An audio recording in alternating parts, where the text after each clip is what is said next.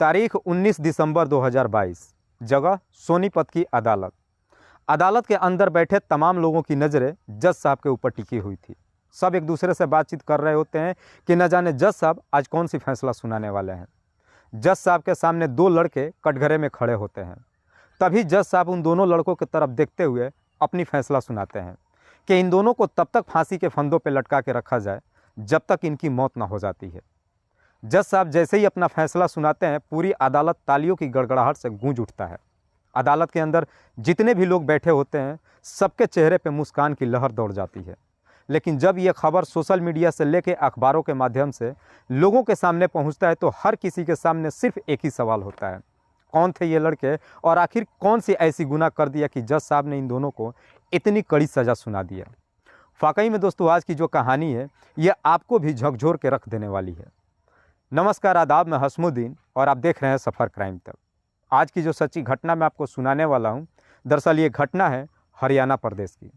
हरियाणा प्रदेश का एक ज़िला पड़ता है सोनीपत, और इसी सोनीपत के अंतर्गत सिटी थाना क्षेत्र के रहने वाली एक 19 साल की लड़की जो अपने पैर पे खड़ा होना चाहती है, अपने दम पे अपना करियर बनाना चाहती है। लड़की अपने घर परिवार वालों के मर्जी से ही अपने ही घर के इलाके में एक प्राइवेट कंपनी में नौकरी पा लेती है। बात कर रहा हूं मैं 2 मई 2017 की सुबह के आसपास। हर रोज़ की तरह लड़की जब अपने कंपनी के लिए घर से निकलती है, कंपनी में पहुंचने के लिए पैदल ही अपने घर से कंपनी तक जाती है, क्योंकि कंपनी उसके घर से थोड़ी सी ही दूरी पे होता है।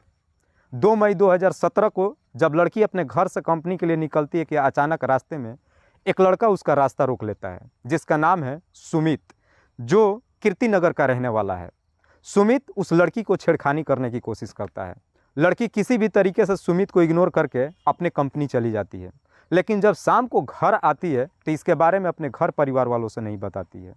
ये सोच करके नहीं बताती है कि अगर मैंने उस लड़के के बारे में अपने घर परिवार वालों को बताया तो शायद मेरे घर परिवार वाले मुझे ही घर से निकालना बंद ना कर दें।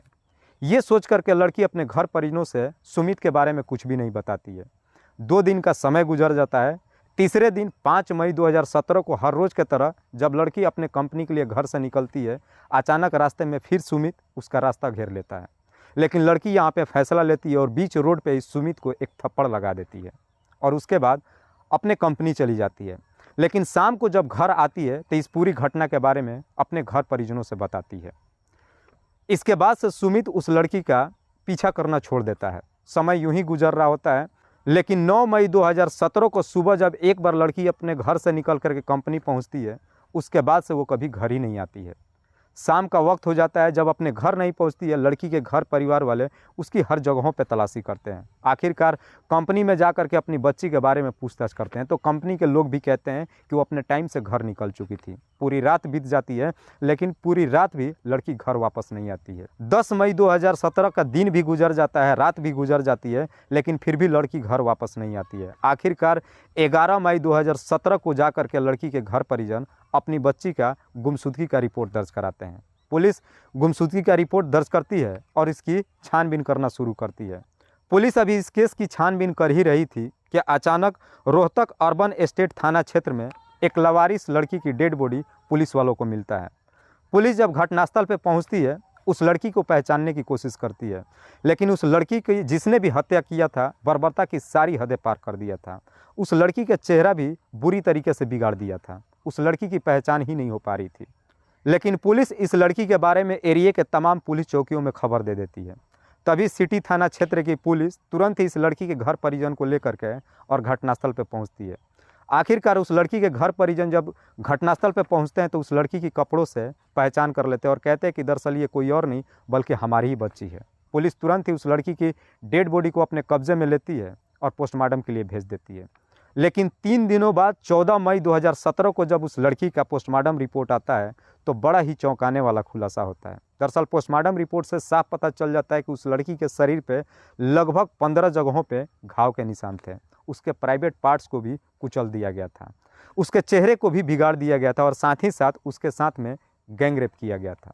जैसे ही इस तरह का पोस्टमार्टम रिपोर्ट आता है, पूरे एरिया में तहलका मच जाता है। लोगों को जब मालूम चलता है तो लोग सड़कों पर उतर जाते हैं, रोड जाम करना शुरू कर देते हैं, पुलिस प्रशासन के ऊपर दबाव देना शुरू कर देते हैं। लोग कैंडल मार्च लेकर के रोडों पर उतर जाते हैं।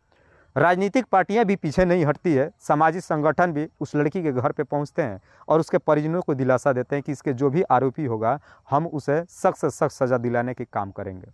पुलिस प्रशासन के ऊपर इतना काफ़ी दबाव हो जाता है कि आखिरकार एरिया के डीजीपी बीएस संधू भी लड़की के घर पे पहुंचते हैं और लड़की के घर परिजनों को दिलासा देते हुए कहते हैं कि हम 4 महीने के अंदर ही उस आरोपी को कड़ी से कड़ी सज़ा दिलाने की कोशिश करेंगे। लेकिन सबसे बड़ी बात थी कि आखिरकार उसका आरोपी था कौन। अभी तक पुलिस वालों के गिरफ्त में कोई आया नहीं था।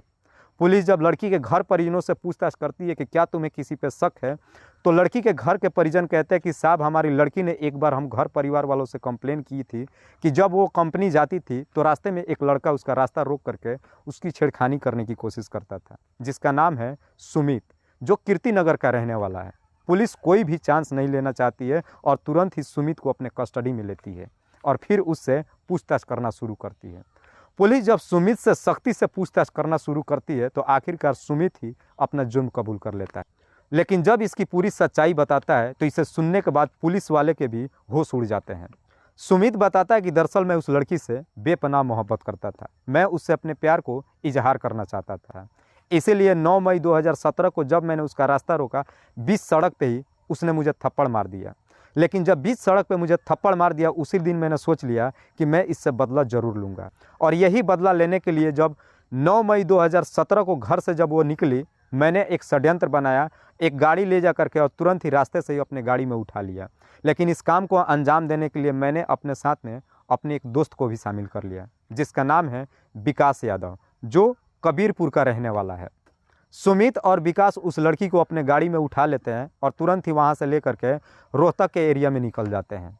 समय लगभग दोपहर का गुजर जाता है। जब इन्हें भूख लगता है तो आखिरकार ये दोनों रोहतक से सोनीपत रोड पे एक ढाबे पे जा करके दाल चावल दही पैक कराते हैं और वही खाना ला करके इस लड़की को खिलाते हैं, खुद भी खाते हैं। लेकिन जब खाना खिलाते हैं तो उसी खाना में कुछ नशीली पदार्थ मिला देते हैं। जैसे ही लड़की खाना खाती है, बेहोश हो जाती है और फिर अपने काम को अंजाम देने के लिए शाम तक का इंतज़ार करते हैं और फिर रोहतक के ही MIT के पीछे एक खाली फ्लैट में उस लड़की को शाम को ले जाते हैं। जम के दारू पीते हैं। लड़की अभी भी बेहोश में होती है और दोनों पूरी रात लगभग 8 घंटों तक उस लड़की के साथ में दरिंदगी करते हैं। लड़की तब तक भी बेहोश में ही थी और बेहोशी के हालत में ही कंटिन्यू 8 घंटे तक ये दोनों उस लड़की के साथ में दरिंदगी करते हैं। जब इनकी पूरी हवस पूरी हो जाती है तब इन्हें लगता है कि अगर लड़की को छोड़ दिया तो ये घर जा कर के सारी बातें बता देगी, उसके बाद शायद हम कहीं ना कहीं पकड़े जाएंगे। इसीलिए उस लड़की को इस दुनिया से हटाने के लिए एक ऐसे बर्बरता की रास्ता को अपनाते हैं जो शायद इंसानियत से बिल्कुल परे हैं। उस लड़की को मौत के घाट उतारने के लिए उसके शरीर पे कई जगहों पे चोट देते हैं। जिस बोतल में ये दारू पीते हैं उस बोतल को तोड़ करके उसके शरीर पे कई जगहों पे वार करते हैं। उसके प्राइवेट पार्ट तक को भी कुचल देते हैं, उसके चेहरे तक को भी बिगाड़ देते हैं कि शायद इस लड़की का कभी शिनाख्त ही ना हो। और उसके बाद से उस लड़की को वहीं पे छोड़ करके बड़े आराम से दोनों घर वापस आ जाते हैं। जब सुमित ये पूरी कहानी पुलिस वालों को बताता है तो सुमित के ही तहरीर पे तुरंत ही पुलिस जा करके विकास यादव को भी उसके घर से अपने कस्टडी में लेकर आती है। लेकिन पुलिस जब इस केस का खुलासा करती है और जब असलियत लोगों को मालूम चलता है तो लोगों के अंदर और भी काफ़ी उबाल आ जाता है। हर लोग यही कोशिश करते हैं कि इन दोनों आरोपियों को कड़ी से कड़ी सज़ा दी जाए। और तब तक 2017 से लेकर के ये केस ट्रायल पे ही चल रहा था और आखिरकार वो समय भी आ गया जब इस केस का सुनवाई होने वाला था। 19 दिसंबर 2022 की अदालत ने इन दोनों आरोपियों को फांसी की सज़ा सुना दी। जैसे ही जज साहब इन दोनों आरोपियों को अपना फैसला सुनाया, कोर्ट के अंदर बैठी उस लड़की की माँ बिलख बिलख करके रोने लगी और रोते हुए कहती है कि आखिरकार मुझे मेरी बच्ची को इंसाफ मिल ही गया। दोस्तों, इस कहानी को सुनाने का उद्देश्य मुझे किसी को परेशान नहीं करना है, किसी को तकलीफ़ नहीं पहुंचाना है। बस आपको बताना है आप जहां भी रहें सुरक्षित रहें और अपनों का ख्याल रखें। तब तक के लिए जय हिंद, जय भारत।